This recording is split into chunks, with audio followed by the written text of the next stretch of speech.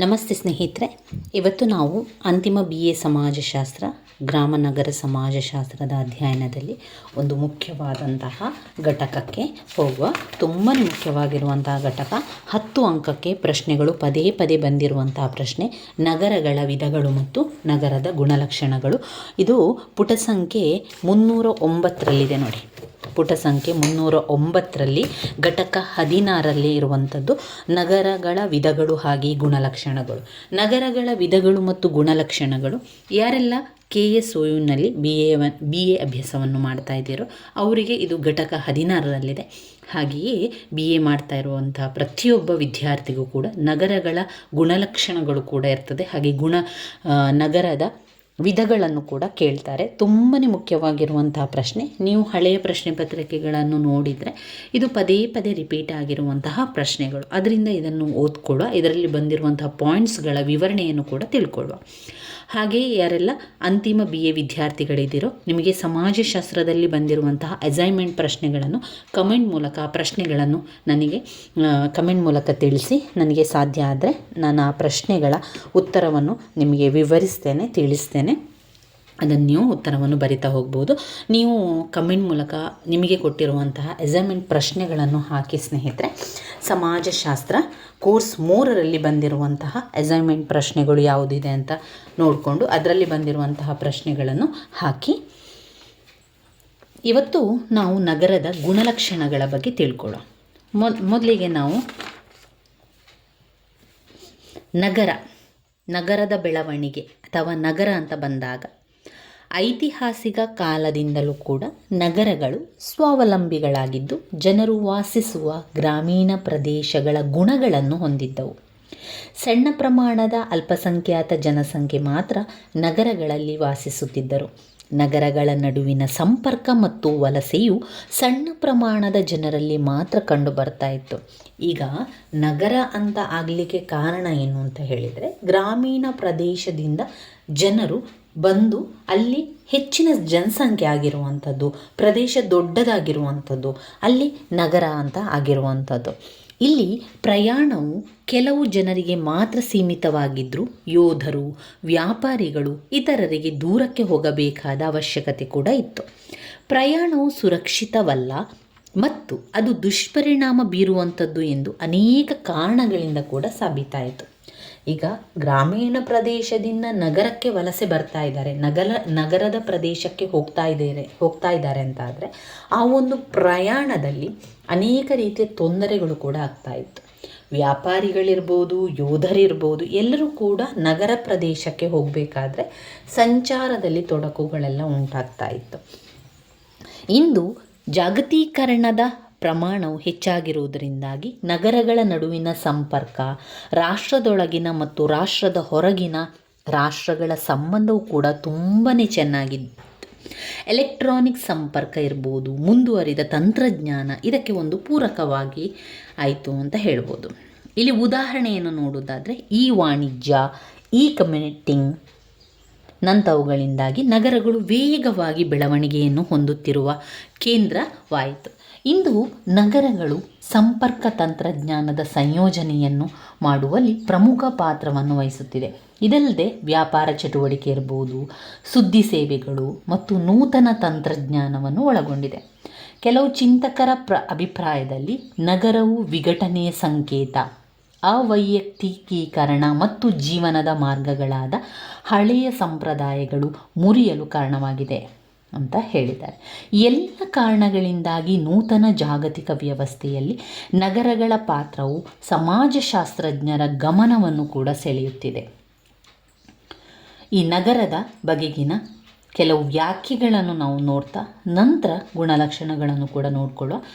ಕಾನೂನಾತ್ಮಕ ವ್ಯಾಖ್ಯೆಯಲ್ಲಿ ನಗರದ ಬಗ್ಗೆ ಏನು ಹೇಳ್ತಾ ಇದ್ದಾರೆ ಅಂತ ಹೇಳಿದರೆ, ನಗರ ಪ್ರದೇಶವನ್ನು ಸಿಟಿ ಎಂದು ಕರೆಯಬಹುದು. ಕೆಲವು ಸಮಾಜಶಾಸ್ತ್ರಜ್ಞರ ಪ್ರಕಾರ ಕೆಲವು ಕಾನೂನಾತ್ಮಕ ಅಧಿಕಾರವುಳ್ಳ ಸಂಖ್ಯೆಯು ಘೋಷಣೆ ಮಾಡುವುದರ ಚಾರ್ಟರ್ ಮೂಲಕ ಪರಿಗಣಿಸುವುದು. ಹಾಗಾಗಿ ಈ ನಗರವು ಭೌಗೋಳಿಕ ಪ್ರದೇಶವನ್ನು ಕಾನೂನಿನ ಮೂಲಕ ಮಾನ್ಯತೆಯನ್ನು ಕೊಡ್ತದೆ. ಇದರಲ್ಲಿ ಮುನ್ಸಿಪಲ್ ಸರ್ಕಾರ ಅಥವಾ ನಗರ ಪಾಲಿಕೆ ಪಾತ್ರವಿರುವುದು ಕೂಡ ಕಾಣ್ಬೋದು. ಇದನ್ನು ಅಲ್ಲಿ ಅವರು ವ್ಯಾಖ್ಯೆಗಳಲ್ಲಿ ಹೇಳುವಂಥದ್ದನ್ನು ಕಾಣ್ಬೋದು. ಇದು ಅವರು ವ್ಯಾಖ್ಯೆಗಳಲ್ಲಿ ಅವರು ಅದನ್ನು ಹೇಳುವಂಥದ್ದು. ಇನ್ನು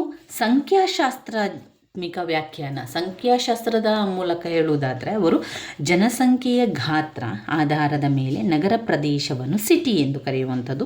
ಈ ವ್ಯಾಖ್ಯಾನವನ್ನು ನಮ್ಮ ಜನಗಣತಿಯಲ್ಲಿ ಅನ್ವಯಿಸಲಾಗಿದೆ. ಹೀಗಿದ್ದರೂ ಕೂಡ ಕೆಲವು ರಾಷ್ಟ್ರಗಳು ಈ ವ್ಯಾಖ್ಯಾನದ ಬಗ್ಗೆ ತಗಾದೆ ಉಂಟು ಮಾಡಿದ್ದಾರೆ. ಸಣ್ಣ ಪ್ರಮಾಣದ ರಾಷ್ಟ್ರಗಳಲ್ಲಿ ಏಕರೂಪದ ವ್ಯಾಖ್ಯಾನವನ್ನು ಅವರು ತಿಳಿಸಿರುವಂಥದ್ದು. ಇದರಲ್ಲಿ ನಾವು ವ್ಯಾಖ್ಯೆಗಳನ್ನು ನೋಡಿದರೆ ಕಾನೂನಾತ್ಮಕವಾಗಿ ಹೇಳಿದ್ದಾರೆ, ಸಂಖ್ಯಾಶಾಸ್ತ್ರಾತ್ಮಕವಾಗಿ ಹೇಳಿದ್ದಾರೆ, ಭೌಗೋಳಿಕ ವ್ಯಾಖ್ಯೆಗಳನ್ನು ಕೊಟ್ಟಿದ್ದಾರೆ. ಅಷ್ಟೇ ಅಲ್ಲದೆ ಉದ್ಯೋಗಾತ್ಮಕ ವ್ಯಾಖ್ಯೆಗಳನ್ನು ಕೂಡ ಅವರಲ್ಲಿ ಕೊಟ್ಟಿರುವಂಥದ್ದನ್ನು ಕಾಣ್ಬೋದು. ಸಮಾಜಶಾಸ್ತ್ರೀಯ ವ್ಯಾಖ್ಯೆಗಳು ಇದೆಲ್ಲ ಕೂಡ ಅದರ ವ್ಯಾಖ್ಯೆಗಳಲ್ಲಿ ಬರುವಂಥದ್ದು. ನಾವು ಇಲ್ಲಿ ನೋಡ್ಕೊಳ್ಬೇಕಾಗಿರುವಂಥದ್ದು ನಗರದ ಗುಣಲಕ್ಷಣಗಳನ್ನು ನೋಡ್ಕೊಳ್ಳುವ. ನಗರ ನಿವಾಸಿಗಳ ವಿಶಿಷ್ಟ ಗುಣಲಕ್ಷಣಗಳು ಆಧಾರದ ಮೇಲೆ ಅದನ್ನು ಅರ್ಥ ಮಾಡಿಕೊಳ್ಬೋದು. ಮೊದಲನೆಯದಾಗಿ ಪಾಯಿಂಟ್ಸನ್ನು ನೋಡ್ತಾ ಹೋಗುವ. ನಗರದ ಗುಣಲಕ್ಷಣಗಳು: 1, ದೊಡ್ಡದಾದ ಗಾತ್ರ. 2, ಸಾಮಾಜಿಕ ಬಹುರೂಪತೆ. 3, ಅತಿಯಾದ ಅಂತರವಲಂಬನೆ. 4, ವೃತ್ತಿಗಳ ಪ್ರಾವೀಣ್ಯತೆ. 5, ಅನುಸಂಗಿಕ ಸಂಬಂಧಗಳು. 6, ಅಪರಿಚಿತತ್ವ. 7, ಸಾಮುದಾಯಿಕ ಮನೋಭಾವದ ಕೊರತೆ. 8, ವರ್ಗ ವ್ಯವಸ್ಥೆ. 9, ಸ್ವಯಂ ಸೇವಾ ಸಂಘಗಳು. 10, ಸ್ಥಳ ಪ್ರತ್ಯೇಕೀಕರಣ. 11, ಅನುಸಂಗಿಕ ರೀತಿಯ ಸಾಮಾಜಿಕ ನಿಯಂತ್ರಣ. 12, ನಾಗರಿಕ ಪ್ರಜ್ಞೆ. 13, ದುರ್ಬಲ ಮೂಲಭೂತ ಸಂಸ್ಥೆಗಳು. 14, ಹೆಚ್ಚಾಗುತ್ತಿರುವ ಅಪರಾಧದ ಪ್ರಮಾಣ. 15, ಸಾಮಾಜಿಕ ಬದಲಾವಣೆಯ ಕೇಂದ್ರಗಳು. 15 ಸಾಮಾಜಿಕ ಬದಲಾವಣೆಯ ಕೇಂದ್ರಗಳು. ಒಟ್ಟು 15 ಪಾಯಿಂಟ್ಸ್ಗಳಿದೆ. 10 ಅಂಕಕ್ಕೆ ಪ್ರಶ್ನೆಗಳನ್ನು ಕೇಳಿದರೆ ನಿಮಗೆ 3ರಿಂದ 4 ಪುಟದಷ್ಟು ಬರೀಲಿಕ್ಕೆ ಏನೂ ಕಷ್ಟ ಆಗೋದಿಲ್ಲ. ಈ 15 ಪಾಯಿಂಟ್ಸ್ಗಳಲ್ಲಿ ಸಾಧಾರಣವಾಗಿ 10 ಪಾಯಿಂಟ್ಸ್ ನೆನಪಿದ್ರೂ ಕೂಡ ನಿಮಗೆ ಒಂದೊಂದು ಪುಟದಲ್ಲಿ 2 ಪಾಯಿಂಟ್ಸ್ಗಳನ್ನು 3 ಪಾಯಿಂಟ್ಸ್ಗಳನ್ನು ಕೂಡ ಬರೆದು ನಿಮಗೆ 4 ಪುಟದಷ್ಟು ಉತ್ತರವನ್ನು ಬರಿಬೋದು. ಒಂದು ವೇಳೆ ನಗರದ ಗುಣಲಕ್ಷಣಗಳ ಬಗ್ಗೆ 15 ಅಂಕಕ್ಕೆ ಪ್ರಶ್ನೆಗಳು ಬಂದರೆ ನೀವು 4ರಿಂದ 5 ಪುಟದಷ್ಟು ಉತ್ತರವನ್ನು ಬರೀಬೇಕಾಗ್ತದೆ. ಆವಾಗ ಪ್ರತಿಯೊಂದು ಪುಟದಲ್ಲಿ 2 ಪಾಯಿಂಟ್ಸ್ಗಳನ್ನು ಇಟ್ಕೊಂಡು ನಿಮಗೆ 5 ಪುಟದಷ್ಟು ಬರೀಲಿಕ್ಕೆ ತುಂಬಾ ಅನುಕೂಲ ಆಗ್ತದೆ. ಅದರಿಂದ ಹೆಚ್ಚು ಪಾಯಿಂಟ್ಸ್ಗಳಿದ್ದಷ್ಟು ನಿಮಗೆ ಹೆಚ್ಚು ವಿವರಣೆಯನ್ನು ಕೊಡಲಿಕ್ಕೆ ಸಾಧ್ಯ ಆಗ್ತದೆ. ಈಗ ನಗರದ ಗುಣಲಕ್ಷಣಗಳ ಪಾಯಿಂಟ್ಸ್ಗಳನ್ನು ವಿವರಣೆಯನ್ನು ತಿಳ್ಕೊಳ್ಳುವ. ಮೊದಲನೆಯ ಪಾಯಿಂಟ್ಸ್ ದೊಡ್ಡದಾದ ಗಾತ್ರ. ನೀವು ಪಾಯಿಂಟ್ಸ್ ಬುಕ್ ಅಂತ ಮಾಡಿಕೊಂಡ್ರೆ ಅದರಲ್ಲಿ ಪಾಯಿಂಟ್ಸನ್ನು ಬರ್ಕೊಳ್ಳಿ ಸ್ನೇಹಿತರೆ. ದೊಡ್ಡದಾದ ಗಾತ್ರ. ಈಗ ನಗರ ಅಂತ ಹೇಳಿದ ತಕ್ಷಣ ದೊಡ್ಡದಾಗಿರುವಂಥದ್ದು. ನಾವು ಪುಟಾಣಿ ನಗರ, ಈಗ ನಗರದಲ್ಲೂ ಕೂಡ ನಾವೇನು ಹೇಳ್ತೇವೆ, ಅದು ದೊಡ್ಡ ನಗರ, ಸಣ್ಣ ನಗರ ಅಂತ ಹೇಳ್ತೇವೆ. ನಗರ ಅಂತ ಹೇಳಿ ಬಂದ ತಕ್ಷಣ ಅಲ್ಲಿ ನಮಗೆ ಗೊತ್ತಾಗುವಂಥದ್ದು ಗಾತ್ರ ಮತ್ತು ಅಲ್ಲಿರುವಂತಹ ಜನರ ಒಂದು ಸಂಖ್ಯೆ, ಜನಸಾಂದ್ರತೆ ಕೂಡ ಅದು ದೊಡ್ಡದು ಎನ್ನುವಂಥದ್ದು ನಾವು ಹೇಳ್ಬೋದು. ಈಗ ಗ್ರಾಮ, ಪಟ್ಟಣ ಮತ್ತು ನಗರಗಳಿಗಿರುವ ವ್ಯತ್ಯಾಸ ಅಂತ ಹೇಳಿದರೆ ಅಲ್ಲಿರುವಂತಹ ಜನರು, ಅವರ ಒಂದು ಜನರ ಸಂಖ್ಯೆ ಎಷ್ಟಿದೆ ಎನ್ನುವಂಥದ್ದು. ಇಂದು ನಾವು ನೋಡಿದರೆ ದೊಡ್ಡ ನಗರಗಳನ್ನು ಮೆಟ್ರೋಪೋಲಿಸ್ ಮತ್ತು ಮೆಗಾಪೋಲಿಸ್ಗಳೆಂದು ನಾಮಕರಣ ಕೂಡ ಮಾಡಲಾಗಿದೆ. ಆ ರೀತಿಯ ಕೂಡ ಹೇಳುವಂಥದ್ದನ್ನು ಕಾಣ್ಬೋದು ನಾವು. ಇಲ್ಲಿ ಉದಾಹರಣೆಯನ್ನು ಟೋಕಿಯೋ, ಲಂಡನ್, ಕೋಲ್ಕಟ್ ಮುಂತಾದವುಗಳಲ್ಲಿ ಇದರ ಬಗ್ಗೆ ಏನು ಹೇಳ್ತೇವೆ, ಅದು ಮೆಟ್ರೋಪೋಲಿಸ್ ನಗರ, ತುಂಬಾ ಗಾತ್ರ ಹೊಂದಿದೆ, ತುಂಬ ಜನಸಾಂದ್ರತೆ ಇದೆ ಎನ್ನುವಂಥದ್ದು. ಒಂದು ನಗರ ನಿರಂತರವಾಗಿ ಕೇವಲ ಅದರ ಆಂತರಿಕ ಜನಸಂಖ್ಯಾ ಬೆಳವಣಿಗೆಯಿಂದ ಮಾತ್ರವೇ ಅಲ್ಲವಾದರೂ ದೊಡ್ಡ ಪ್ರಮಾಣದ ಇತರೆ ಭೌಗೋಳಿಕ ಪ್ರದೇಶಗಳ ವಲಸೆಯಿಂದಾಗಿ ನಗರವು ಅವಕಾಶಗಳು ಮತ್ತು ಜನರ ಆಕರ್ಷಣೆಯ ಸಂಕೇತವಾಗಿದೆ. ಈಗ ಗ್ರಾಮೀಣ ಪ್ರದೇಶದಿಂದ ಇತರೆ ಪಟ್ಟಣ ಮತ್ತು ನಗರದ ಒಳಗಿನ ವಲಸೆಯಾಗಿರ್ತದೆ. ದೊಡ್ಡ ಗಾತ್ರ ಅಂತ ಬಂದಾಗ ಅಲ್ಲಿ ನಾವು ನಗರವನ್ನೇ ಹೇಳುವಂಥದ್ದು. ಗ್ರಾಮದಿಂದ ನಗರಕ್ಕೆ ವಲಸೆ ಬಂದ ನಂತರ ಅದು ದೊಡ್ಡ ಪ್ರದೇಶವಾಗ್ತಾ ತುಂಬಾ ಜನಸಂಖ್ಯೆಯನ್ನು ಕೂಡ ಹೊಂದ್ತಾ ಇರ್ತಾರೆ. ಜನಸಾಂದ್ರತೆ, ಜನಸಂಖ್ಯೆ ಮತ್ತು ನಗರದ ಒಂದು ಪ್ರದೇಶವನ್ನು ಅಲ್ಲಿರುವಂತಹ ಜನಸಂಖ್ಯೆಯ ಮುಖಾಂತರ ನಾವು ಹೇಳ್ತೇವೆ ದೊಡ್ಡದಾದ ಗಾತ್ರವನ್ನು ಹೊಂದಿದೆ ನಗರ ಎನ್ನುವಂಥದ್ದು. ಮುಖ್ಯವಾದ ಲಕ್ಷಣಗಳಲ್ಲಿ ಒಂದಾಗಿರುವಂಥದ್ದು ದೊಡ್ಡದಾದ ಗಾತ್ರ. ಎರಡನೇ ಪಾಯಿಂಟಿಗೆ ನಾವು ಬಂದಾಗ ಅಲ್ಲಿ ನಮಗೆ ಗೊತ್ತಾಗುವಂಥದ್ದು ಅದು ಸಾಮಾಜಿಕ ಬಹುರೂಪತೆಯನ್ನು ಹೊಂದಿದೆ. ನಗರದ ಗುಣಲಕ್ಷಣಗಳಲ್ಲಿ ಮತ್ತೊಂದು ಮುಖ್ಯವಾಗಿರುವಂತಹ ಗುಣಲಕ್ಷಣ ಅಂತ ಹೇಳಿದರೆ ಸಾಮಾಜಿಕ ಬಹುರೂಪತೆ. ಸಾಮಾಜಿಕ ಬಹುರೂಪತೆ ಅಂತ ಯಾವ ವಿಷಯಕ್ಕೆ ಬರ್ತದೆ? ಅಲ್ಲಿನ ಒಂದು ಭಾಷೆ ಇರ್ಬೋದು, ಅಲ್ಲಿನ ಒಂದು ಧರ್ಮ ಇರ್ಬೋದು, ಒಂದು ಪ್ರದೇಶದ ಸಂಪ್ರದಾಯಗಳಿರ್ಬೋದು. ಒಂದು ನಗರ ಅಂತ ಬಂದಾಗ ನಗರದಲ್ಲಿ ಬೇರೆ ಬೇರೆ ಸಂಸ್ಕೃತಿ, ಬೇರೆ ಬೇರೆ ಭಾಷೆ, ಬೇರೆ ಬೇರೆ ಧರ್ಮ, ಸಂಪ್ರದಾಯ ಎಲ್ಲ ಕೂಡ ಇರ್ತದೆ. ಈ ಭಾಷೆ, ಧರ್ಮ, ಸಂಸ್ಕೃತಿ ಎಲ್ಲ ಒಂದು ಸಂಗಮ ಅಂತ ಹೇಳ್ಬೋದು. ನಗರವು ವಿವಿಧ ಹಿನ್ನೆಲೆ ಮತ್ತು ಆಸಕ್ತಿಯನ್ನು ಹೊಂದಿದ್ದು ಒಂದೇ ಕಡೆ ಜೀವನ ಮಾಡ್ತಾ ಇರುವಂತಹ, ಒಂದೇ ಕಡೆ ಜೀವಿಸುವಂತಹ ವಲಸೆಯ ಜನರಿಂದ ಕೂಡಿರುವಂತಹ ಒಂದು ಪ್ರದೇಶ. ಇಲ್ಲಿ ಉದಾಹರಣೆಯಾಗಿ ಬೆಂಗಳೂರಿನಲ್ಲಿರುವ ಬಹುಮಡಿ ಕಟ್ಟಡಗಳು, ಇಲ್ಲಿ ಭಾರತದ ವಿವಿಧ ಪ್ರದೇಶಗಳಿಂದ ಬಂದಿರುವ ಬೇರೆ ಬೇರೆ ಭಾಷೆಯನ್ನಾಡುವ ಮತ್ತು ವಿವಿಧ ಧರ್ಮಗಳನ್ನು ಅನುಸರಿಸುವಂತಹ ಜನರಿಂದ ಕೂಡಿದೆ. ಮೂರನೇ ಪಾಯಿಂಟ್ಸಲ್ಲಿ ನಾವು ನೋಡಿದರೆ ಅತಿಯಾದ ಅಂತರ ಅವಲಂಬನೆ ಆಗ್ತಾ ಇದೆ.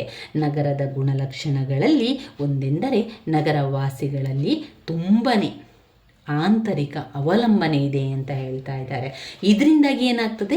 ವಿಶೇಷ ಶ್ರಮ ವಿಭಜನೆ ಉಂಟಾಗ್ತದೆ. ಹೀಗಾಗಿ ಜನರು ಸಾಮಾಜಿಕ ಮತ್ತು ಸಾಂಸ್ಕೃತಿಕ ಹಿನ್ನೆಲೆಯಲ್ಲಿ ಏನೇ ವ್ಯತ್ಯಾಸಗಳು ಇದ್ದರೂ ಕೂಡ ಒಂದೇ ಕಡೆ ವಾಸಿಸ್ತಾರೆ. ತಮ್ಮ ಅಸ್ತಿತ್ವಕ್ಕಾಗಿ ಒಬ್ಬರ ಮೇಲೆ ಮತ್ತೊಬ್ಬರು ಅವಲಂಬಿಸ್ತಾರೆ. ಇದನ್ನೇ ಎಮಿಲಿ ಡರ್ಕಿಮ್ ಅವರು ಜೈವಿಕ ಐಕ್ಯಮತ್ಯ ಅಂತ ಕರೆದಿದ್ದಾರೆ. ಜೈವಿಕ ಐಕ್ಯಮತ್ಯ ಅಂತ ಹೇಳಿದವರು ಯಾರು? ಎಮಿಲಿ ಡರ್ಕಿಮ್ ಅವರು ಜೈವಿಕ ಐಕ್ಯಮತ್ಯದ ಬಗ್ಗೆ ಹೇಳ್ತಾರೆ. ಇನ್ನು 4ನೇ ಪಾಯಿಂಟ್ಸ್ ನೋಡಿದರೆ ವೃತ್ತಿಗಳ ಪ್ರಾವೀಣ್ಯತೆ. ನಗರಗಳಲ್ಲಿ ವಾಸ ಮಾಡುವಂತಹ ತುಂಬನೇ ಜನರು ಅವರ ವೃತ್ತಿಗಳಲ್ಲಿ ಅರ್ಹರಾಗಿರುತ್ತಾರೆ. ಗ್ರಾಮೀಣ ಪ್ರದೇಶಗಳಲ್ಲಿ ವಾಸಿಸುವಂತಹ ಜನರು ಕೃಷಿಗೆ ಸಂಬಂಧಿಸಿದ ಉದ್ಯೋಗದಲ್ಲಿ ನಿರತರಾಗಿರುತ್ತಾರೆ. ಆದರೆ ನಗರಗಳಲ್ಲಿ ವಾಸ ಮಾಡುವಂತಹ ಕೆಲಸದ ಸ್ವರೂಪವು ಬಹುಮುಖಿಯಾಗಿರುವಂಥದ್ದು. ಈಗ ಹಳ್ಳಿಗಳಲ್ಲಿ ಅಥವಾ ಗ್ರಾಮಗಳಲ್ಲಿ ನಾವು ನೋಡಿದರೆ ತುಂಬನೇ ಅಂದರೆ ಅಲ್ಲಿರುವಂಥ ಜನರೆಲ್ಲರೂ ಕೂಡ ಕೃಷಿ ಆಧಾರಿತ ಕೆಲಸಗಳನ್ನೇ ಮಾಡ್ತಾರೆ, ಕೃಷಿಗೆ ಸಂಬಂಧಪಟ್ಟ ಕೆಲಸಗಳನ್ನೇ ಮಾಡ್ತಾರೆ. ಆದರೆ ನಗರ ಪ್ರದೇಶಗಳಲ್ಲಿ ನೀವು ನೋಡಿದರೆ ಅಲ್ಲಿ ಕೆಲಸ ಅಂತ ಬಂದಾಗ ಬೇರೆ ಬೇರೆ ರೀತಿಯ ಕೆಲಸಗಳು, ಬಹುಮುಖಿಯಾಗಿರುವಂಥ ಕೆಲಸಗಳನ್ನು ಕಾಣ್ಬೋದು. ಇದಕ್ಕೆ ಅಲ್ಲಿ ಕಾರಣ ಏನು? ಅಲ್ಲಿನ ಒಂದು ವಿದ್ಯಾರ್ಹತೆ ಮತ್ತು ಪ್ರಾವೀಣ್ಯತೆಯಿಂದಾಗಿ ನಗರಗಳಲ್ಲಿ ಬೇರೆ ಬೇರೆ ಕೆಲಸಗಳನ್ನು ನಾವು ಕಾಣ್ತೇವೆ. 5ನೇ ಪಾಯಿಂಟ್ ಅನುಸಂಗಿಕ ಸಂಬಂಧಗಳು. ಇಲ್ಲಿ ನಗರಗಳಲ್ಲಿ ನೀವು ನೋಡಿದರೆ ತುಂಬನೇ ಜನಸಂಖ್ಯೆ ಇದೆ, ತುಂಬನೇ ಜನರಿದ್ದಾರೆ, ಬೇರೆ ಬೇರೆ ಸಂಸ್ಕೃತಿ, ಧರ್ಮ, ಭಾಷೆಯನ್ನಾಡುವ ಜನ ಇದ್ದಾರೆ. ಇಲ್ಲಿ ಒಂದು ಸಾಮಾಜಿಕ ಸಂಬಂಧಗಳು ಅನುಸಂಗಿಕ ಸ್ವರೂಪದಲ್ಲಿದೆ. ಅದು ಗುರಿ ಮುಟ್ಟುವ ತನಕ ಮಾತ್ರ ಎಂಬ ಒಂದು ಕಾರಣದಿಂದಾಗಿದೆ. ಹೀಗಾಗಿ ಜನರು ನಿರ್ದಿಷ್ಟವಾದ ಅವಶ್ಯಕತೆಯನ್ನು ತೃಪ್ತಿಪಡಿಸಿಕೊಳ್ಳುವವರೆಗೆ ಜೊತೆಯಾಗಿರುತ್ತಾರೆ. ಅಂದರೆ ಅದು ತಾತ್ಕಾಲಿಕ ಅಂತ ಹೇಳಿ, ಶಾಶ್ವತ ಅಲ್ಲ, ತಾತ್ಕಾಲಿಕ ಸ್ವರೂಪದ್ದು. ಸಾಮಾಜಿಕ ಸಂಬಂಧಗಳು ನಿಕಟವಾಗಿರುವುದಿಲ್ಲ. ಉದಾಹರಣೆಗೆ ವ್ಯಾಪಾರ, ಬಳಕೆದಾರರ ನಡುವಿನ ಸಂಬಂಧ, ವೈದ್ಯ ಮತ್ತು ರೋಗಿಯ ಸಂಬಂಧ, ಒಬ್ಬ ವಿದ್ಯುತ್ಗಾರ ಮತ್ತು ಮನೆ ಬಳಕೆದಾರರ ಇವರಿಬ್ಬರ ನಡುವಿನದು. ಕೇವಲ ಕೆಲಸ ಅಥವಾ ಒಬ್ಬ ವ್ಯಕ್ತಿಯು ಹೊಂದಿರುವಂತಹ ಜ್ಞಾನ ಮತ್ತು ಬೇರೆಯವನಿಗೆ ಅದರ ಅವಶ್ಯಕತೆ. ಒಮ್ಮೆ ಅವಶ್ಯಕತೆಯು ತೃಪ್ತಿಯಾದ ಕೂಡಲೇ ಅವರು ಅವಶ್ಯಕತೆ ಇಲ್ಲದ ಹೊರತು ಆ ಇಬ್ಬರು ಜೊತೆ ಸೇರುವುದೇ ಇಲ್ಲ. ಇಂತಹ ಸಂಬಂಧಗಳು ಅನುಸಂಗಿಕವಾಗಿದ್ದು ಅವುಗಳು ನಿಕಟ ಸಂಬಂಧವಾಗಿರುವುದಿಲ್ಲ ಅಥವಾ ತಲ್ಲೀನತೆ ಕಂಡುಬರುವಂಥದ್ದೇ. ಇಲ್ಲಿ ನೀವು ಅರ್ಥ ಮಾಡ್ಕೊಳ್ಬೇಕಾಗಿರುವಂಥದ್ದು ಅನುಸಂಗಿಕ ಸಂಬಂಧ ಅಂತ ಹೇಳಿದರೆ ಅವರ ಕೆಲಸ ಆಗುವ ತನಕ ಮಾತ್ರ ಸಂಬಂಧ, ಅದು ಬಿಟ್ಟ ತಕ್ಷಣ ಅದು ಸಂಬಂಧವೇ ಅಲ್ಲ ಎನ್ನುವ ರೀತಿಯಲ್ಲಿ ಇರುವಂಥದ್ದು. ಅಂದರೆ ಇಲ್ಲಿ ಎಲ್ಲ ಕೂಡ ಸಂಬಂಧ ತಾತ್ಕಾಲಿಕವಾಗಿರುವಂಥದ್ದು, ಶಾಶ್ವತ ಯಾವುದೂ ಇಲ್ಲ, ಎಲ್ಲ ತಾತ್ಕಾಲಿಕ. ಅಂದರೆ ಈಗ ಒಬ್ಬ ರೋಗಿಯು ಡಾಕ್ಟರ್ ಹತ್ರ ಹೋಗ್ತಾನೆ, ವೈದ್ಯನ ಹತ್ರ ಹೋಗ್ತಾನೆ ಅಂತ ಅಂದರೆ ರೋಗಿ ಏನು ಮಾಡ್ತಾನೆ? ತನ್ನ ರೋಗ ಮುಗಿಯುವ ತನಕ ಮಾತ್ರ ವೈದ್ಯರ ಜೊತೆಗೆ ಸಂಪರ್ಕವನ್ನು ಹೊಂದಿರ್ತಾನೆ. ಅವನ ರೋಗವಾಸಿಯಾದ ತಕ್ಷಣ ಏನು ಮಾಡ್ತಾನೆ? ವೈದ್ಯರ ಜೊತೆಗೆ ಅವನ ಸಂಪರ್ಕ ಸಂಪೂರ್ಣವಾಗಿ ನಿಲ್ತದೆ. ಅಲ್ವಾ. ಇದೇ ರೀತಿ ವ್ಯಾಪಾರ ಮತ್ತು ಬಳಕೆದಾರರು ಕೂಡ ಅದೇ ರೀತಿಯಲ್ಲಿರುವಂಥ ಸಂಬಂಧ. ಆದ್ದರಿಂದ ನಗರಗಳಲ್ಲಿ ಮುಖ್ಯವಾದ ಒಂದು ಲಕ್ಷಣ ಅನುಸಂಗಿಕ ಸಂಬಂಧಗಳು. 6ನೇ ಪಾಯಿಂಟ್ ನೋಡಿದರೆ ಅಪರಿಚಿತತ್ವ. ನಗರ ಅಂತ ಬಂದ ತಕ್ಷಣ ಅಲ್ಲಿ ತುಂಬಾ ಜನಸಂಖ್ಯೆ ಇದೆ, ದೊಡ್ಡದಾದ ಪ್ರದೇಶ ಇದೆ, ಅಲ್ಲಿ ನಮಗೆ ಕಾಣುವಂಥದ್ದು ಅಪರಿಚಿತತ್ವ. ಹೆಚ್ಚಿನ ಜನರು ಏನು ಮಾಡ್ತಾರೆ, ಒಬ್ಬರಿಗೆ ಒಬ್ಬರು ಅಪರಿಚಿತರಾಗಿದ್ದಾರೆ. ಬಸ್ ನಿಲ್ದಾಣದಲ್ಲಿ, ರೈಲ್ವೆ ಸ್ಟೇಷನ್ನಲ್ಲಿ, ಸಿನಿಮಾ ಮಂದಿರ ಮುಂತಾದ ಕಡೆ ಗುಂಪಿನಲ್ಲಿ ಒಬ್ಬರಿಗೊಬ್ಬರು ಗೊತ್ತಿಲ್ಲದಿರಬಹುದು. ಈ ಕಾರಣದಿಂದಾಗಿ ವ್ಯಕ್ತಿಯೊಬ್ಬನು ಸುತ್ತಮುತ್ತ ಹೆಚ್ಚಿನ ಜನರಿದ್ದರೂ ಆತನಲ್ಲಿ ಏಕಾಂಗಿತನ ಕಾಡ್ತಾ ಇರ್ತದೆ. ಆದ್ದರಿಂದ ದೊಡ್ಡ ನಗರಗಳಲ್ಲಿ ಆತ್ಮಹತ್ಯೆಯ ಪ್ರಮಾಣ ಕೂಡ ಹೆಚ್ಚಾಗ್ತದೆ ಇದೆ. ಅಪರಿಚಿತರು ಕೆಲವೊಮ್ಮೆ ನೈತಿಕ ಅಂಧಪತನ ಅಥವಾ ಅಪರಾಧವು ಒಬ್ಬ ವ್ಯಕ್ತಿಯನ್ನು ವೈಯಕ್ತಿಕವಾಗಿ ಗುರುತಿಸಲಾಗದು. ಇನ್ನು ಬರುವಂಥ 7ನೇ ಪಾಯಿಂಟ್ ಸಾಮುದಾಯಿಕ ಮನೋಭಾವದ ಕೊರತೆ. ಸಾಮುದಾಯಿಕ ಮನೋಭಾವದ ಕೊರತೆ ನಗರಗಳಲ್ಲಿ ನಾವು ಹೆಚ್ಚು ಕಾಣಬಹುದು. ನಗರ ಪ್ರದೇಶಗಳಲ್ಲಿ ಹೆಚ್ಚಿನ ಜನಸಂಖ್ಯೆಯ ಮತ್ತೊಂದು ಫಲಿತಾಂಶ ಅಂತ ಹೇಳಿದರೆ ಜನರಲ್ಲಿ ನಾವೆಲ್ಲರೂ ಒಂದೇ ಎಂಬ ಮನೋಭಾವನೆಯ ಕೊರತೆ ಇದೆ, ಮನೋಭಾವನೆಯ ಅಭಾವ ಇದೆ. ದೊಡ್ಡ ನಗರಗಳಲ್ಲಿ ಜನರು ಕೆಲವೊಮ್ಮೆ ಬೀದಿಯಲ್ಲಿ ಯಾವನೋ ಒಬ್ಬ ವ್ಯಕ್ತಿ ಬಿದ್ದಿದ್ದರೂ ನಿಂತು ನೋಡುತ್ತಾನೇ ವಿನಃ ಅವನಿಗೆ ಯಾವುದೇ ರೀತಿಯ ಸಹಾಯ ಮಾಡುವ ಗೋಜಿಗೇ ಹೋಗುವುದಿಲ್ಲ. ನಗರವಾಸಿಗಳು ಒಮ್ಮೊಮ್ಮೆ ಸ್ವಾರ್ಥ ಮತ್ತು ವೈಯಕ್ತಿಕ ಸ್ವರೂಪಿಗಳಾಗ್ತಾರೆ. ಅನೇಕ ಜನರು ತಮ್ಮ ಪಕ್ಕದ ಮನೆಯಲ್ಲಿಯೇ, ತಮ್ಮ ಕಟ್ಟಡದಲ್ಲಿಯೇ ವಾಸಿಸುತ್ತಿದ್ದರೂ ಯಾರೆಂಬುದನ್ನು ತಿಳಿಯಲಾರರು. ಇಂತಹದನ್ನು ಅಥವಾ ಪತ್ತೆ ಹಚ್ಚುವ ಪ್ರಯತ್ನವನ್ನು ಕೂಡ ಮಾಡಲಾರರು. ಹೀಗಾಗಿ ನಗರದಲ್ಲಿ ಜೀವನವೆಂಬುದು ಕೃತಕ. ಇದಕ್ಕೆ ಕಾರಣ ಪ್ರಾಮಾಣಿಕತೆಯ ಕೊರತೆ ಎನ್ನುವಂಥದ್ದು. ಇನ್ನು 8ನೇ ಪಾಯಿಂಟ್ ವರ್ಗ ವ್ಯವಸ್ಥೆ. ನಗರವು ಗೋಚರಿಸುವುದು ಸಾಮಾಜಿಕ ರಚನೆಯ ಆಧಾರದ ಮೇಲೆ ಆದರೂ ತನ್ಮೂಲಕ ವರ್ಗ ವ್ಯವಸ್ಥೆ ಇದಕ್ಕೆ ಆಧಾರವಾಗಿದೆ. ಸಾಮಾಜಿಕ ಸ್ಥಾನಮಾನದಲ್ಲಿ ಸಂಪತ್ತು ಮತ್ತು ಆದಾಯವು ಪ್ರಮುಖ ಪಾತ್ರವನ್ನು ವಹಿಸ್ತದೆ. ನಗರದಲ್ಲಿ ಅತಿ ಹೆಚ್ಚು ಶ್ರೀಮಂತ ಜನರು, ಅತಿ ಬಡವ ಕೊಳಗೇರಿ ನಿವಾಸಿಗಳು ಅಥವಾ ನಿರ್ಗತಿಕರು ರಾತ್ರಿ ಹೊತ್ತು ಪಾದಾಚಾರಿ ಮಾರ್ಗದಲ್ಲಿ ಮಲಗುವವರು ಕೂಡ ಇರುತ್ತಾರೆ. ನಗರದ ಜನರಿಗೆ ಜೀವನದಲ್ಲಿ ಮೇಲಕ್ಕೆ ಹೋಗಲು ಅಥವಾ ಕೆಳಕ್ಕೆ ಇಳಿಯಲು ಅನೇಕ ಅವಕಾಶಗಳಿರುತ್ತದೆ. ಹೀಗಾಗಿ ಹೆಚ್ಚಿನ ಸಾಮಾಜಿಕ ಚಲನೆಯು ಸಾಧನೆಗಳು, ಅರ್ಹತೆಗಳ ಮೇಲೆ ಆಧಾರವಾಗಿದೆಯೇ ವಿನಃ ಕುಟುಂಬದ ಹೆಸರು ಅಥವಾ ಜಾತಿಯ ಕಾರಣದಿಂದಾಗಿಲ್ಲ. ಇನ್ನು 9ನೇ ಪಾಯಿಂಟ್ ಸ್ವಯಂ ಸೇವಾ ಸಂಘಗಳು. ನಗರ ಜೀವನವು ಅನೇಕ ರೀತಿಯ ಸ್ವಯಂ ಸೇವಾ ಸಂಘಗಳಿಂದಾಗಿದ್ದು ಬಹುರೂಪತೆಯ ಹಿನ್ನೆಲೆಯಿಂದ ಬರುವ ಜನಹಿತಾಸಕ್ತಿಯನ್ನು ಪೂರೈಸಬೇಕಾಗಿದೆ. ಉದಾಹರಣೆಯನ್ನು ನೋಡಿದರೆ ಒಬ್ಬರಿಗೆ ಕ್ಲಬ್ಬುಗಳು, ರೋಟರಿ, ಸಿನಿಮಾ ಥಿಯೇಟರ್, ಸಮಾಜ ಸೇವಾ ಸಂಘಟನೆಗಳು, ವೃತ್ತಿಪರ ಮತ್ತು ಧಾರ್ಮಿಕ ಸಂಘಟನೆ ಮುಂತಾದವುಗಳನ್ನು ಹೊಂದಿರಬಹುದು. ಇಂತಹ ಸ್ವಯಂ ಸೇವಾ ಸಂಘಟನೆಗಳು ಇಂತಹ ಆಸಕ್ತಿಗಳನ್ನು ಪೂರೈಸಲು ಒಗ್ಗೂಡಬಹುದು. ಇನ್ನು 10ನೇ ಪಾಯಿಂಟ್ ಸ್ಥಳ ಪ್ರತ್ಯೇಕೀಕರಣ. ನಗರವು ಏಕರೂಪತೆಯ ಸ್ವರೂಪದಿಂದ ಕೂಡಿದೆ. ನಗರಗಳಲ್ಲಿನ ಭೌಗೋಳಿಕ ಬೆಳವಣಿಗೆಯು ಅನೇಕ ಅಂಶಗಳಿಂದ ಕೂಡಿದ್ದು ಜನರು ಒಂದೇ ತೆರನಾದ ಸಾಮಾಜಿಕ ಅಥವಾ ವೃತ್ತಿಯ ಹಿನ್ನೆಲೆಯವರು ಜೊತೆಯಾಗ್ತಾರೆ ಅಥವಾ ಒಂದೇ ಕಡೆ ನೆಲೆಸುವುದು ಇಲ್ಲವೇ ವಿವಿಧ ಚಟುವಟಿಕೆಗಳನ್ನು ಕೂಡ ಮಾಡ್ತಾರೆ.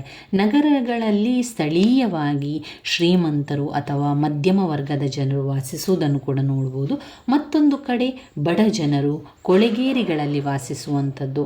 ವ್ಯಾಪಾರ ಪ್ರದೇಶವು ವ್ಯಾಪಾರ ಚಟುವಟಿಕೆಗಳಿಗೆ ಮೀಸಲಾಗಿರುವ ಪ್ರದೇಶವನ್ನು ನಗರಗಳಲ್ಲಿ ಕಾಣ್ಬೋದು. ಉದಾಹರಣೆಗೆ ಲಂಡನ್ ನಗರದಲ್ಲಿ ಹೊಲಿಗೆ ವೃತ್ತಿಯನ್ನು ಮಾಡುವವರು ಪ್ರತ್ಯೇಕವಾಗಿ ವಾಸಿಸುತ್ತಿದ್ದು, ಉಳಿದಂತೆ ಸೆವಿಲ್ಲೆ ಸಾವು ಹಾಕ್ವೇ ಬೀದಿಯಲ್ಲಿ ತುಂಬ ಅರ್ಹ ವೈದ್ಯರುಗಳನ್ನು ಕೂಡ ಕಾಣ್ಬೋದು. ಈ ರೀತಿಯಾಗಿ ಸ್ಥಳ ಪ್ರತ್ಯೇಕೀಕರಣ.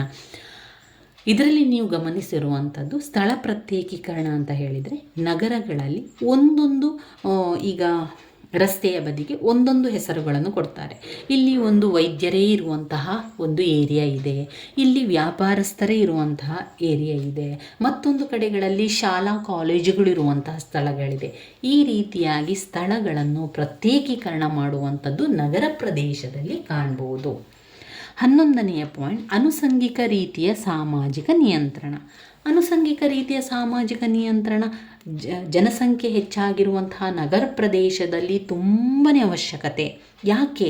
ಈಗ ಪೊಲೀಸ್ ಇರ್ಬೋದು, ಕಾನೂನು, ನ್ಯಾಯಾಲಯಗಳು ಇದೆಲ್ಲ ಹೆಚ್ಚು ಕೆಲಸಕ್ಕೆ ಬರುವಂಥದ್ದು ನಗರ ಪ್ರದೇಶಗಳಲ್ಲಿ.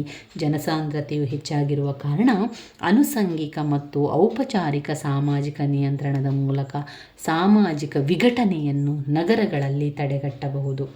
ಪೊಲೀಸ್, ಕಾನೂನು, ನ್ಯಾಯಾಲಯಗಳು, ವಕೀಲರು, ಕಾನೂನಾತ್ಮಕ ವ್ಯವಸ್ಥೆ ಮುಂತಾದವುಗಳ ಮೂಲಕ ಅಪರಾಧ ಮತ್ತು ಇನ್ನಿತರ ಸಾಮಾಜಿಕ ವಿಘಟನೆಯನ್ನು ಕೂಡ ತಡೆಗಟ್ಟಬಹುದು. ನಾಗರಿಕ ಪ್ರಜ್ಞೆ. 12ನೇ ಪಾಯಿಂಟ್ ನಾಗರಿಕ ಪ್ರಜ್ಞೆ. ನಗರವಾಸಿಗಳಿಗೆ ಮೂಲಭೂತ ಅವಶ್ಯಕತೆಗಳನ್ನು ನೀಡಿದರೆ ಮಾತ್ರ ನಗರ ಉಳಿಯಬಹುದು. ನಗರವು ಜನರಿಗೆ ಆರೋಗ್ಯ ಮತ್ತು ಶುಚಿತ್ವದ ಅಗತ್ಯವನ್ನು ಪೂರೈಸಬೇಕು. ಪ್ರತಿ ನಗರವು ಚುನಾವಣೆ ಅಥವಾ ನಾಮನಿರ್ದೇಶನಗೊಂಡ ಸದಸ್ಯರಿಂದಾದ ಮುನ್ಸಿಪಾಲಿಟಿ ಇಲ್ಲವೇ ನಗರ ಪಾಲಿಕೆಗಳನ್ನು ಹೊಂದಿರುತ್ತದೆ. ನಗರ ಸರಕಾರವು ನಗರದ ಬೀದಿಗಳನ್ನು ಸ್ವಚ್ಛಗೊಳಿಸುವುದು, ಬೀದಿ ದೀಪ ಅಳವಡಿಸುವುದು, ಆಸ್ಪತ್ರೆಗಳ ನಿರ್ವಹಣೆ, ನಿರುಪಯುಕ್ತ ವಸ್ತುಗಳನ್ನು ಸ್ವಚ್ಛಗೊಳಿಸಬೇಕಾದುದು ಹೊಣೆಗಾರಿಕೆಯಾಗಿದೆ. ಇಂತಹ ಸವಲತ್ತುಗಳನ್ನು ಬಳಸಿಕೊಳ್ಳಲು ಜನರು ತೆರಿಗೆಯನ್ನು ನೀಡುವುದರ ಮೂಲಕ ನಗರವನ್ನು ವ್ಯವಸ್ಥಿತಗೊಳಿಸುವುದು ಜನರ ಆದ್ಯ ಹೊಣೆಗಾರಿಕೆಯೂ ಹೌದು. 13ನೇ ಪಾಯಿಂಟ್ನಲ್ಲಿ ದುರ್ಬಲ ಮೂಲಭೂತ ಸಂಸ್ಥೆಗಳು. ಏನು ಮೂಲಭೂತ ಸಂಸ್ಥೆಗಳು? ಕುಟುಂಬ, ವಿವಾಹ, ಧರ್ಮ ಇದೆಲ್ಲ ಕೂಡ ನಮ್ಮ ಮೂಲಭೂತ ಸಂಸ್ಥೆಗಳು. ನಗರಗಳಲ್ಲಿ ಮೂಲಭೂತ ಸಂಸ್ಥೆಗಳು, ವಿಶೇಷವಾಗಿ ಕುಟುಂಬ, ವಿವಾಹ, ಧರ್ಮವು ದುರ್ಬಲವಾಗಿದೆ. ಒತ್ತಡದ ಕಾರಣದಿಂದಾಗಿ ಏನಾಗ್ತದೆ?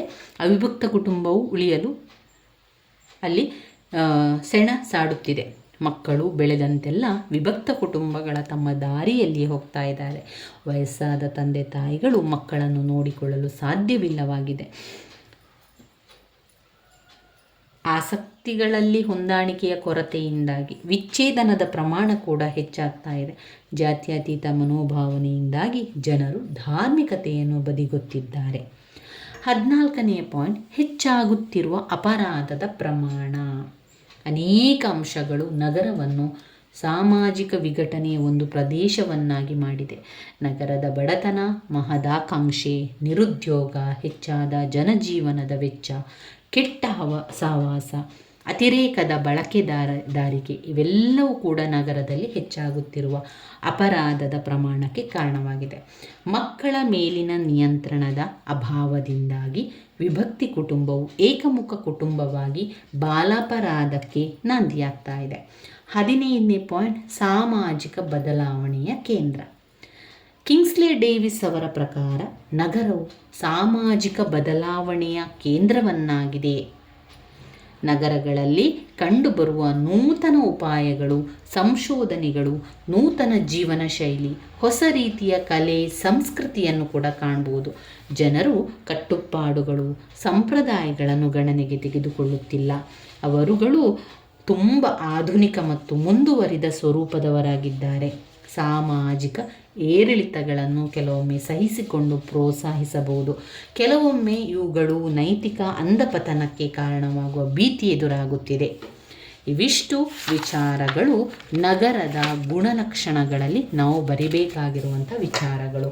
ಒಟ್ಟು 15 ಪಾಯಿಂಟ್ಸ್ಗಳಿವೆ.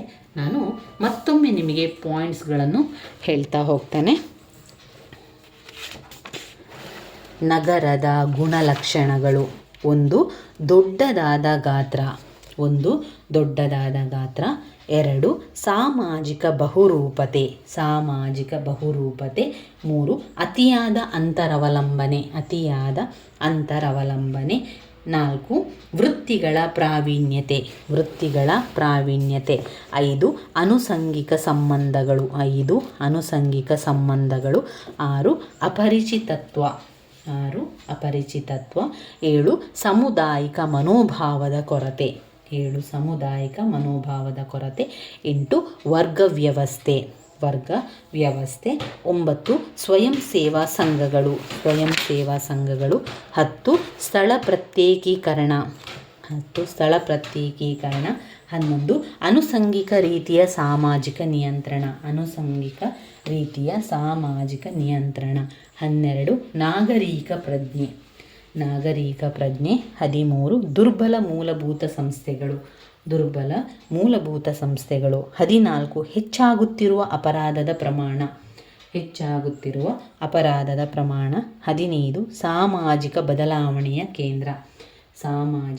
ಬದಲಾವಣೆಯ ಕೇಂದ್ರ. ಇವಿಷ್ಟು ನಮ್ಮ ನಗರದ ಗುಣಲಕ್ಷಣಗಳಲ್ಲಿ ಬರುವಂತಹ ಪಾಯಿಂಟ್ಸ್ಗಳು. ಇನ್ನು ಬರುವಂಥ ಇದರಲ್ಲಿ ಮುಖ್ಯವಾದಂತಹ ವಿಷಯ ನಗರಗಳ ವಿಧಗಳನ್ನು ನಾವು ಮುಂದಿನ ಒಂದು ವಿಡಿಯೋದಲ್ಲಿ ಅದನ್ನು ತಿಳ್ಕೊಳ್ತಾ ಹೋಗುವ.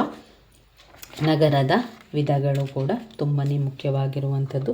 10 ಅಂಕಕ್ಕೆ ಹಲವು ಬಾರಿ ಪ್ರಶ್ನೆ ಪತ್ರಿಕೆಯಲ್ಲಿ ಬಂದಿರುವಂತಹ ಪ್ರಶ್ನೆ ನಗರಗಳ ವಿಧಗಳು. ಅದನ್ನು ನಾವು ಮುಂದಿನ ವಿಡಿಯೋದಲ್ಲಿ ತಿಳ್ಕೊಳ್ಳುವ ಸ್ನೇಹಿತರೆ. ನಿಮಗೆ ಕೊಟ್ಟಿರುವಂತಹ ಅಸೈನ್ಮೆಂಟ್ ಪ್ರಶ್ನೆಗಳನ್ನು ನೀವು ಕಮೆಂಟ್ ಮೂಲಕ ತಿಳಿಸಿಕೊಡಿ. ಸಾಧ್ಯ ಆದರೆ ಖಂಡಿತವಾಗಿಯೂ ನಾನು ಅದನ್ನು ವಿವರಿಸಲಿಕ್ಕೆ ಪ್ರಯತ್ನಿಸ್ತೇನೆ. ನಿಮ್ಮ ಜೊತೆಗೆ ನಾನಿದ್ದೇನೆ. ಏನೂ ಕೂಡ ಭಯ ಪಡಬೇಡಿ. ಎಲ್ಲವನ್ನು ಕೂಡ ಪಾಯಿಂಟ್ಸ್ ಮಾಡಿಕೊಂಡು ಪಾಯಿಂಟ್ಸ್ ರೀತಿಯಲ್ಲಿ ಓದ್ಕೊಳ್ತಾ ಹೋಗಿ. ಎಲ್ಲವೂ ಕೂಡ ಸುಲಭ ಇದೆ. ನನ್ನ ವೀಡಿಯೋಸ್ ಎಲ್ಲ ನಿಮಗೆ ಇಷ್ಟ ಆಗಿದ್ದರೆ ಲೈಕ್ ಕೊಡಿ, ಶೇರ್ ಮಾಡಿ, ಸಬ್ಸ್ಕ್ರೈಬ್ ಮಾಡಲಿಕ್ಕೆ ಮರಿಬೇಡಿ ಸ್ನೇಹಿತರೆ. ಧನ್ಯವಾದಗಳು.